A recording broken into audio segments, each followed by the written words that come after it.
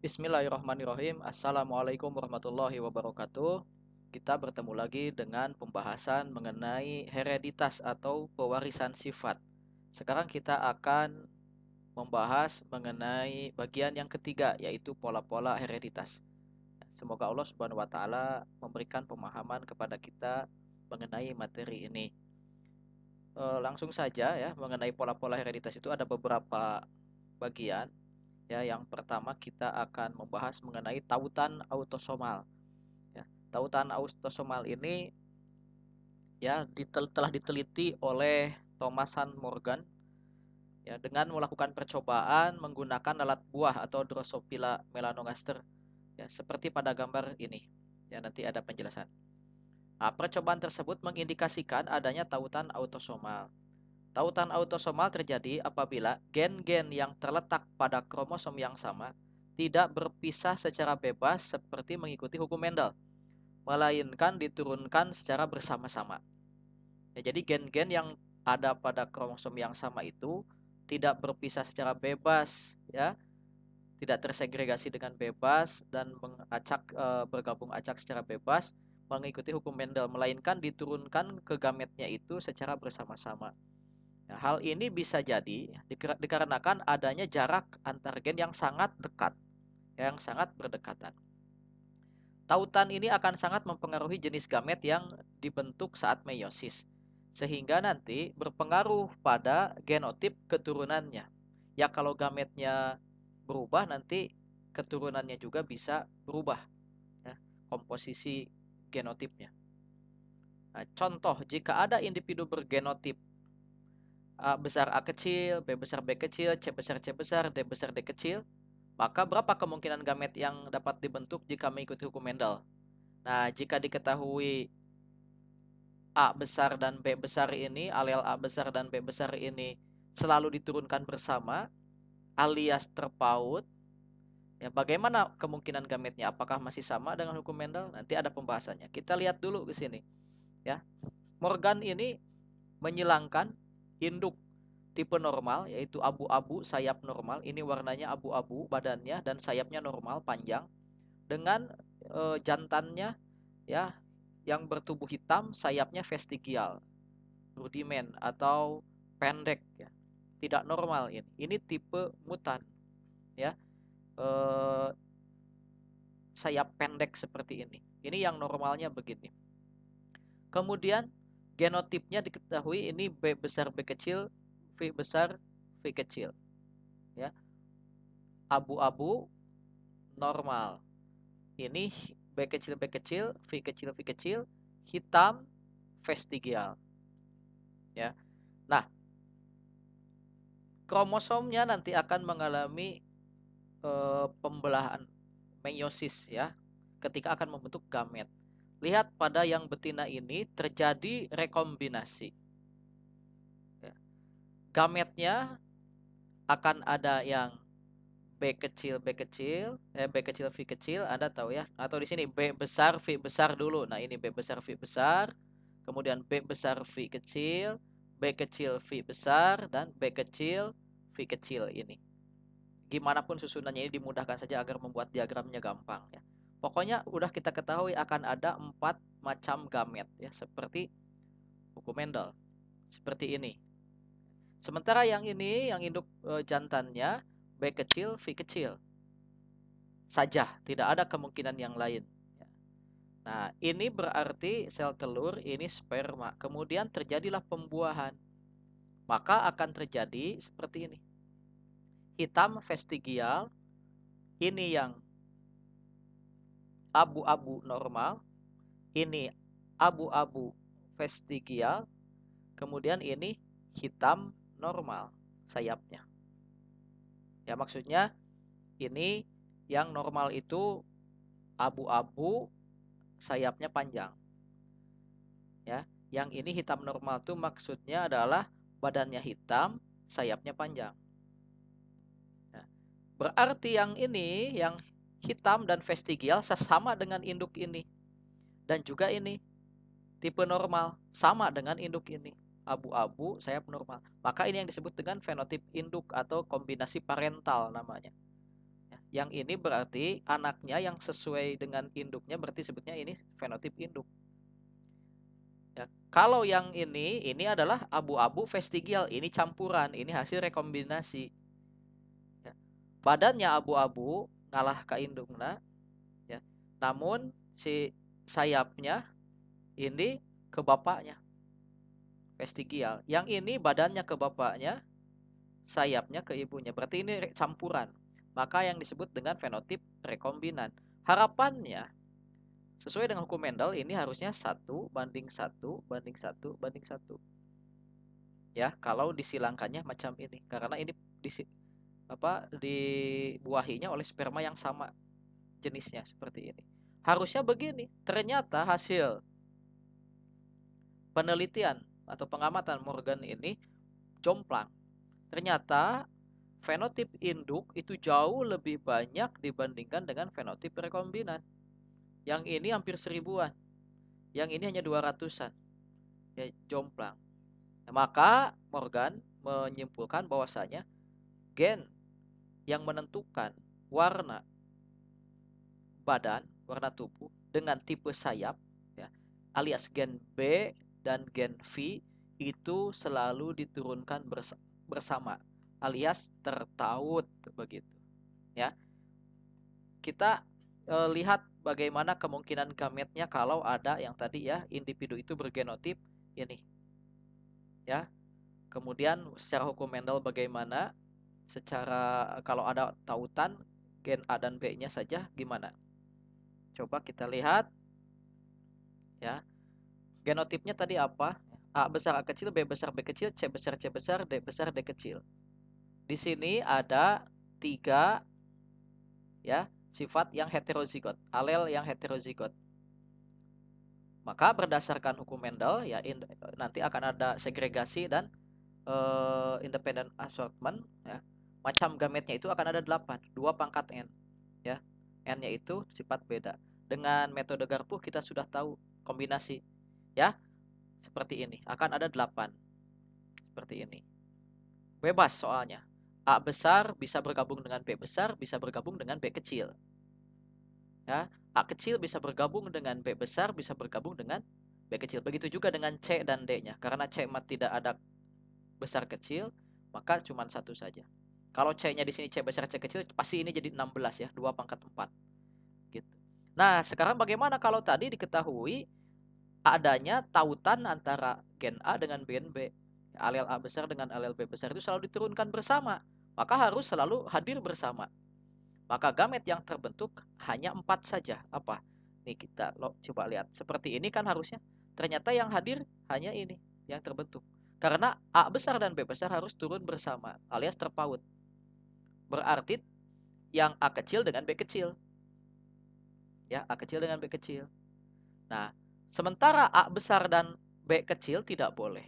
A kecil dengan B besar tidak boleh karena A besar itu tadi ya terjadi tautan antara A besar dengan B besar. Jadi seperti itu caranya. Berbeda ternyata hasilnya. Hanya akan ada seperti ini. Yang ini tidak akan terbentuk kalau ada tautan antara gen tertentu begitu. Baik, sekarang tautan kelamin atau sex linkage. Linkage ya namanya dibacanya. Ya, Morgan juga menyilangkan lalat buah indukan betina ya berwarna mata merah dengan lalat buah jantan bermata putih. Nah, yang tipe merah ini tipe liar, tipe normal. Kalau yang putih ini matanya adalah tipe mutan, hasil mutasi. Disilangkan, ternyata seluruhnya memiliki mata merah. Seluruh keturunannya semuanya bermata merah. Ya. Ini 100% bermata merah. Baik jantan maupun betinanya ternyata bermata merah. Maka artinya sifat warna merah itu adalah dominan. Seperti hukum Mendel. Kemudian sesama F1 disilangkan. Ya. Jadi jantan warna mata merah dengan dengan betina berwarna mata merah ini sesama F1 ini disilangkan. Hasilnya seperti hukum Mendel. Merah berbanding putih matanya ya 3:1. Namun yang mencengangkan, yang mengherankan adalah ternyata sifat mata putih itu hanya ditemukan di F2 itu pada individu jantan saja. Individu betinanya tidak ada yang berwarna putih. Ya. Ternyata warna putih di F2 ini hanya ada pada individu jantan 100%. Ya. Kesimpulannya, ya kata si Morgan ini, gen pembawa sifat warna mata putih terpaut pada kromosom kelamin X. Ya. Maka gen terpaut kelamin adalah gen yang terletak pada gonosom. Gonosom itu kromosom kelamin. Dan ekspresi gen ini akan diturunkan bersama dengan jenis kelamin. Ya, misalkan ini X ya. Ini kan kalau XX itu betina, XY adalah jantan. Nah, karena sifat warna itu terpaut kromosom X, maka terpautnya itu apa ya? Kalau si betina itu akan menjadi warna putih kalau di kedua-duanya di kromosom X dan X-nya yang satunya lagi ada gen yang terpaut yang warna putih. Di percobaan si Morgan tidak ada seperti itu, ya. Nah, kromosom kelamin kalau dilarikan kepada manusia ya, ada kromosom X dan Y. Kebetulan di lalat buah juga kromosomnya tipenya X dan Y. Nah, untuk jenis kelamin perempuan XX, maka kromosom kelaminnya benar-benar homolog, sama persis ya. X sama. Namun untuk yang laki-laki kan XY. Kromosom kelaminnya ada bagian yang homolog, ada yang tidak. Coba lihat ini. Kalau XX begini, homolog sama. Nih, homolog sama. Ya, coba yang jantan. Ini jantan. X, Y. Ah, X, Y. Ternyata ada bagian yang hampir samanya, homolognya. Ada yang bagian yang tidak homolognya. Maka komposisi gennya itu ada yang sama, ada yang berbedanya. Begitu. Maka kalau yang wanita nanti membentuk sel telur, itu akan identik. Ya, sel telur X dan sel telur X. Hanya X saja. Kalau yang laki-laki nanti sperma itu akan ada dua. Ada sperma X dan sperma Y. Ini yang menentukan jenis kelamin berikutnya nanti. Kalau yang membuahinya adalah sperma Y, maka akan jadi individu jantan. Kalau yang membuahinya adalah sperma X, maka akan jadi individu betina. Begitu. Nah, ternyata ada sifat, ada gen yang tertaut dengan kromosom kelamin. Sehingga diturunkan bersama-sama dengan jenis kelamin. Gitu. Contoh gen tertaut kelamin pada manusia adalah gen hemofilia dan gen buta warna. Nanti pembahasannya ada pada hereditas pada manusia ya. Baik, berikutnya sekarang kita mempelajari pindah silang atau crossing over. Ini seolah-olah berlawanan dengan tautan tadi ya. Sebagaimana telah dibahas sebelumnya bahwa penelitian Morgan terhadap warna tubuh dan sayap lalat buah mengindikasikan adanya tautan autosomal. Tadi bahwasannya ini B dan V ini gennya itu tertaut. B besar dengan V besar itu selalu bersama. Ya, namun ternyata tidak sepenuhnya gen tersebut tertaut, melainkan ada kombinasi alel baru akibat adanya pindah silang. Buktinya di sini masih ada. Ternyata abu vestigial dan hitam normal ini kan campuran. Kok bisa bercampur? Karena di sini lihat kuncinya. Di sini terjadi pindah silang. Ya, terjadi pindah silang di meiosis 1. Ya, perhatikan nih ya. Ketika terjadi meiosis 1, terjadi pindah silang. Lihat warnanya nih. Ketika terjadi ya profase itu ada sinapsis, terjadi pindah silang. Yang tadinya di sini adalah P besar V besar, kenapa jadi ada V kecil di sini? Karena silang dari sini pindah ke sana. Kenapa ini ada V besar? Ya dari sini. Hasil pindah silang. Dibuka lagi tentang meiosis ya. Di profase ada kiasma sinapsis ya. Nah, jadilah nanti gametnya itu ada yang B besar V besar, ada B besar V kecil, ini ada B kecil V besar ini, dan ada B kecil V kecil. Dan ini ada tipe parental, ya, dan ini adalah tipe rekombinan. Hasil rekombinasi, belang makanya, campuran gen. Nah, ini bisa seperti ini karena adanya pindah silang. Dan ini bisa kita hitung frekuensinya yang disebut dengan frekuensi pindah silang atau nilai pindah silang. Bagaimana rumusnya? Rumusnya adalah berapa jumlah rekombinan ya dibagi total seluruh keturunan dikali 100%. Dalam hal ini yang hasil rekombinasi, ingat, hasil rekombinasi itu berarti menunjukkan adanya pindah silang. Berarti kalau ingin tahu berapa nilai pindah silang, harus tahu berapa total yang rekombinan dibagi total semua anak, ya, dikali 100%. Ini jumlahkan ke sini 391, ya. Dan dibagi total keturunan di sini jumlahkan semua 2300, ya. Dikalikan 100% hasilnya 17%. Maka pindah silangnya adalah 17%. Semakin banyak individu hasil campuran alias rekombinan, lihat ini campuran kan? Abu vestigial, abunya dari ibunya, vestigialnya dari bapaknya. Hitam normal, hitamnya dari bapaknya, normal sayapnya dari ibunya. Inilah yang disebut dengan rekombinan. Semakin banyak rekombinan menunjukkan semakin besar nilai pindah silang. Nilai pindah silang semakin besar berarti menunjukkan semakin banyak rekombinan. Semakin banyak pindah silang yang terjadi di sini. Begitu, ya. Mengenai proses bagaimana pindah silang telah lalu pada pembelahan meiosis. Silahkan dibuka kembali materinya. Kemudian ada sifat yang dipengaruhi jenis kelamin. Ingat, sifat yang dipengaruhi jenis kelamin. Ada sifat-sifat tertentu yang dipengaruhi oleh jenis kelamin. Misalnya sifat tersebut ada pada laki-laki namun tidak ditemukan pada perempuan, atau sebaliknya ditemukan pada perempuan namun tidak ditemukan pada laki-laki, atau ada pada laki-laki dominan tapi pada perempuan itu eh, dia hanya muncul ketika apa namanya itu, ketika homozigot saja dominan. Kalau yang laki-laki misalkan dalam keadaan homozigot dan heterozigot juga muncul sifatnya. Loh, kenapa bisa beda itu? Oh, itu dipengaruhi oleh jenis kelamin.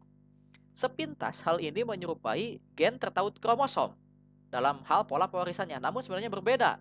Ingat, gen tertaut kromosoma memang si gennya itu ditemukan pada kromosom kelamin. Kalau ini tidak. Gen ini, ya, gen yang sifat dipengaruhi jenis kelamin ini sebenarnya ada di kromosom autosom. Ingat, ada autosom, ada gonosom. Gonosom di manusia itu ada yang nomor 23, yang XX atau XY itu. Nah, kalau ini bukan di kromosom yang nomor 23, di kromosom yang lain, di kromosom autosom, kromosom tubuh. Tapi kemunculannya dipengaruhi oleh jenis kelaminnya. Mengapa bisa seperti itu? Faktor lingkungan nih, ya. Sifat-sifat tersebut tidak terpaut kromosom kelamin, hanya saja sifat tersebut dipengaruhi oleh hormon-hormon kelamin, hormon seks, ya. Ada di laki-laki itu kan ada testosteron, ya. Ada androgen. Kemudian ada di perempuan itu ada estrogen, ada apa? Ada progesteron. Nah, itu yang mempengaruhi. Padahal gen-gennya itu autosomal, tapi mempengaruhi terhadap, ya, kemunculan sifat tersebut tertentu, ya. Jadi hormon kelamin itu mempengaruhi kemunculan sifat tersebut. Ingat, sifat itu tidak terpaut kromosom X atau kromosom Y, tidak. Tapi ketika itu diturunkan, diwariskan, dipengaruhi oleh jenis kelaminnya, gitu. Kalau orangnya laki-laki akan begini, kalau orangnya lahir perempuan akan begitu, begitu ya. Ya, di antara sifat yang dipengaruhi jenis kelamin adalah kebotakan dan telunjuk panjang pada manusia. Tuh. Nah, ini lihat, ini kebotakan. Pada laki-laki begini, biasanya pada perempuan begini. Pada laki-laki ini lebih dominan, lebih banyak muncul dibandingkan pada perempuan. Mengapa? Karena seperti ini. Nah, kalau genotipnya B besar, ya, homozigot dominan, pada laki-laki botak fenotipnya. Pada perempuan juga botak. Namun, lihat di sini terjadi perbedaan. Ketika hadir dalam kondisi heterozigot, B besar B kecil, pada laki-laki mah botak, pada perempuan mah tidak botak. Ya, berarti ini berpihak ke laki-laki. Ya. Kalau B kecil tidak botak, pada perempuan juga tidak botak. Yang membedakan pada saat heterozigot. Berarti ini gen dominan ini berpihaknya kepada siapa? Laki-laki. Ya, kemunculan kebotakan maka akan lebih banyak laki-laki. Di Amerika penelitian membuktikan bahwasanya populasinya itu sekitar 3 juta pada perempuan dan Di laki-laki sekitar 5 juta. Jadi lebih banyak di laki-laki. Mengapa terjadi seperti itu? Karena kebotakan dipengaruhi oleh suatu hormon yang namanya dihidrotestosteron. Ya, itu turunan dari hormon testosteron dan tentu saja itu adanya pada laki-laki. Itu mencegah atau akan mengerutkan folikel rambut sehingga lebih mudah rontok gitu ya dan sukar untuk tumbuh sehingga kalaupun tumbuh tipis. Ini salah satu contohnya. Contoh yang lain ini sering melihat mungkin seperti ini dan nanti bisa Anda buktikan sendiri. Kalau kita letakkan ini jari tangan kiri ya, tangan kiri telapak tangan kiri dibuka seperti ini. Coba dilihat dikasih garis begini. Indeks dan ring ya. Indeks ini telunjuk, ini adalah jari manis. Anda yang mana? Nah, apakah yang telunjuknya itu lebih panjang daripada jari manisnya ataukah telunjuknya lebih pendek daripada jari manisnya? Ini secara genetik juga dipengaruhi oleh jenis kelamin. Ya. Kalau telunjuk pendek itu dominan, ya, T besar. Pada laki-laki T besar, homozigot dominan, pendek telunjuknya. Pada perempuan juga telunjuk pendek. Maka kalau Anda perempuan yang telunjuknya pendek, pasti genotipnya gini. Kalau yang laki-laki telunjuknya lebih pendek, yang ini maksudnya, ya, itu bisa dua kemungkinan, bisa T besar, bisa T besar, T kecil. Kalau di perempuan T besar, T kecil pasti telunjuknya lebih panjang ini. Atau ini telunjuk panjang. Pada laki-laki itu dan perempuan kalau T kecil semuanya telunjuknya lebih panjang. Ya. Yang membedakan adalah di sini, di ketika kondisi heterozigot, kalau laki-laki mah telunjuknya akan pendek, lebih pendek dari jari manis maksudnya. Nah, kalau ini telunjuknya panjang kalau perempuan. Ya kalau dengan jempol pasti lebih tinggi lah. Lebih panjang ya. Semuanya juga. Kalau dengan jari tengah ya pasti lebih pendek. Ini dibandingkannya dengan jari manis. Begitu. Mengapa bisa terjadi seperti itu? Sama ini juga karena pengaruh testosteron. Begitu. Jadi bukan karena terpaut kromosom X atau Y-nya, tapi karena ada pengaruh dari hormon-hormon dan itu sifatnya autosomal. Beda ya dengan tautan kelamin. Harus bisa membedakan. Berikutnya, kita lihat ada peristiwa yang disebut dengan gagal berpisah atau non-disjunction. Lihat ini gambarnya. Ya, nanti. Saat berlangsungnya anafase, lihat ini anafase ya. Anafase pada meiosis, Anda tahu kan pemisahan kromosom homolog atau kromatid saudara. Ya. Ada kemungkinan kromosom itu tidak berpisah satu dengan lainnya. Apakah homolog dengan homolog ini tidak berpisah di meiosis 1? Gagal berpisah. Ya. Atau di meiosis 2 gagal berpisahnya misalkan di sini. Kromatid saudara tidak dipisahkan. Nah, dibuka lagi tentang meiosis ya. Hal ini menyebabkan gamet yang dihasilkan memiliki rumusan kromosom yang berbeda. Tuh, lihat, ini rumusan kromosomnya jadi beda. Karena di sini gagal berpisah, lihat, ini seblok hanya satu sini. Kemudian di meiosis 2-nya kan hanya ini yang berpisah. Hanya satu. Ini ada 3 yang mengalami permisahan begini. Maka ketika ini membentuk gamet, ya, akan menjadi trisomi, ya. N+1. Ini juga N+1, yang ini justru kurang 1. Tidak ada pasangannya. Nah, ini juga jadi sama begini. Ya. Seperti itu. Maka dari itu, ini adalah peristiwa gagal berpisah. Dan ini adalah mutasi. Nanti di bahasan mengenai mutasi, ya, akan ada pembahasan lebih lanjutnya. Ini yang disebut dengan gagal berpisah, non-disjunction. Ini perhatikan ya. Nanti Anda boleh ulang-ulang ini videonya. Gagal berpisahnya di mana nih di sini? Bisa jadi di meiosis 1, gagal memisahkan kromosom homolog, atau bisa terjadi di meiosis 2, gagal dalam memisahkan kromatid saudara. Ya. Pada tahap apa? Anafase tentu saja, karena memisahkan kromosom atau kromatid itu di tahap anafase. Peristiwa gagal berpisah menyebabkan mutasi kromosom dan bisa berakibat fatal bagi individu hasil peleburan gamet ini. Kalau gamet ini membuahi nanti, gamet-gamet yang mutan ini ya membuahi, maka akan menjadi individu yang mutan, hasil mutasi nanti. Dan itu bisa fatal. Beberapa contoh kasus gagal berpisah yang menyebabkan kelainan genetik akan dibahas nanti di bahasan mengenai mutasi insya Allah. Sekarang kita ke sex determination, determinasi seks ya, penentuan jenis kelamin. Nah, pada individu atau pada organisme-organisme itu ada perbedaan dalam menentukan jenis kelamin. Ya. Jenis kelamin pada makhluk hidup dibedakan biasanya menjadi jantan dan betina. Ini ya, ada berpasang-pasangan. Walaupun di alam ternyata ada yang hermaprodit. Hermaprodit itu dalam satu tubuh individu terdapat dua organ kelamin yang bisa menghasilkan gamet jantan dan gamet betina. Misalkan pada cacing begitu, ya. Ada beberapa tipe penentuan jenis kelamin, ya. Dia harus laki-laki, dia disebut perempuan, itu ada beberapa tipe. Misalkan ada sistem XY, X0, ZW dan haplodiploid. Tipe XY misalnya ditemukan pada manusia, pada mamalia pada umumnya dan pada lalat buah, ya Drosophila yang tadi. Tipe X0 banyak ditemukan pada serangga Orthoptera ya, seperti belalang. Tipe ZW umumnya ditemukan pada unggas, aves, ayam contohnya. Kemudian kupu-kupu dan juga pada pisces, ikan. Nah, tipe haplodiploid juga ditemukan pada serangga semisal lebah madu. Ya, perhatikan bagian di sini nih. Coba yang sistem XY. Nah, berarti yang menentukan itu adalah kromosom X dan Y di sini. Yang satunya nih. Kalau XX adalah perempuan, XY adalah laki-laki. 44 ini autosom ya. Kalian sudah tahu ya di bahasan substansi genetik. Nah, ketika ini induk laki-laki dengan perempuan akan menghasilkan sperma, maka akan ada sperma X dan sperma Y. Kalau yang perempuan ini ketika meiosis hanya akan menghasilkan satu jenis, 22X, 22X, setengahnya kan? Ini dan ini sama.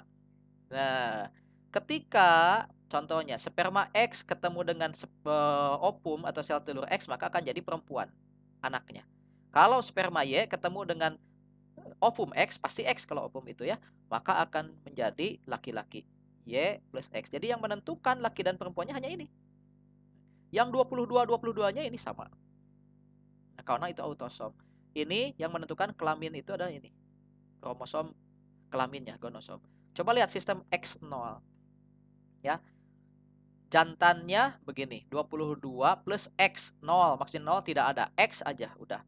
Ya, yang ini 22 plus XX. Nah, ketika ini induk yang X0 ini membelah, maka ini jadi setengahnya. Yang ini ada X-nya, yang ini 0, tidak ada, kosong. Ya.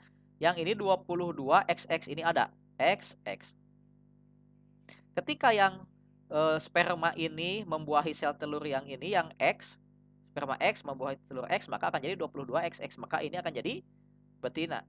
Kalau sperma yang kosong ini ya membuahi yang sel telur yang X, maka akan jadi 22X0 ya, jantan seperti ini. Gitu. Kemudian yang tipe ZW sama saja sih sebetulnya ya. ZZ adalah jantan, ZW betina. Ketika yang jantan membelah meiosis ya 22 Z dan 22 Z. Kalau ini ZW. Ini berbeda coba. Kalau di sini yang heterozigot itu adalah jantan, kalau di sini justru yang heterozigot itu yang betina. Tuh lihat, ZW. Ya. Gitu. Ini ZW. Yang berbeda itu justru yang betina. Kalau di sini yang berbeda itu yang jantan, XY. Kalau ini kan sama XX. Tuh. Nah, spermanya berarti hanya ada satu kemungkinan, itu sperma Z ya. Kalau si ovumnya ada ovum Z dan ovum W. Jadi kalau di ayam atau di sistem ZW yang menentukan jenis kelamin itu bukan sperma tapi sel telur, ya. Kalau sel telur yang dibuahinya sel telur Z, maka akan menjadi individu betina, ayam betina misalkan. Kalau yang dibuahinya adalah sel telur tipe W, maka akan menjadi ZW, maka itulah yang jadi jantan. Ya, ingat kalau di ayam yang menentukan itu adalah telur, sel telur. Kalau di sini yang menentukan itu sperma, ya, sperma X atau sperma Y yang membuahinya. Kalau sperma Y yang membuahinya anaknya jadi jalu, ya laki-laki, boy. Kalau misalkan yang membuahinya adalah sperma X, maka akan jadi girl, ya, aww gitu. Nah, bagaimana dengan sistem haplodiploid? Ini luar biasa ini kejadiannya. Inilah bukti keagungan Allah Subhanahu wa taala. Lihat, ternyata yang individu jantannya selalu haploid. di lebah itu. Haploid itu N. Hanya setengahnya dari yang betinanya diploid. Loh, bagaimana kok bisa terjadi seperti ini? Ketika terjadi meiosis, ya, ini spermanya itu, ya, si induknya ini langsung menghasilkan ke sini 16 langsung. Tidak terbentuk dipisahkan begini. Tidak ada pemisahan begini. Maka tidak ada sperma yang kosong ini. Ya, kalau di induk betina, ya dibagi dua, gitu. Jadi nggak ada istilah kromosom kelamin X, Y, Z, W begitu, nggak. Cuman set kromosom aja mainannya. Ya, kalau ini dibagi dua harusnya kan jadi 88, ternyata tidak, berpihak saja satu, 16 saja langsung. Tidak ada dibagi dua. Kemudian kalau ini dibagi dua, 16. Kalau ini ketemu, ya, kalau 16 dengan 16 dari induk jantan dan induk betina, dari sperma dan sel telur ketemu, maka jadi individu betina. Bagaimana dengan individu jantan? Atau tidak akan ada dong individu jantan kalau begitu mah. Ya, kalau ini membuahi ini juga jadi 32 atau betina semua. Ternyata inilah keluar biasaannya, ya, subhanallah. Ini berkembang dengan sendirinya tanpa dibuahi menjadi individu jantan. Istilahnya adalah partenogenesis.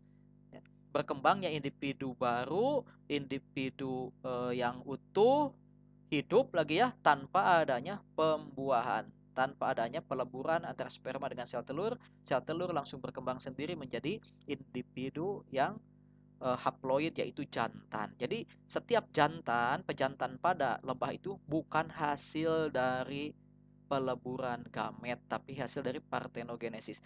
Dan yang mengendalikan ini semua adalah ratu.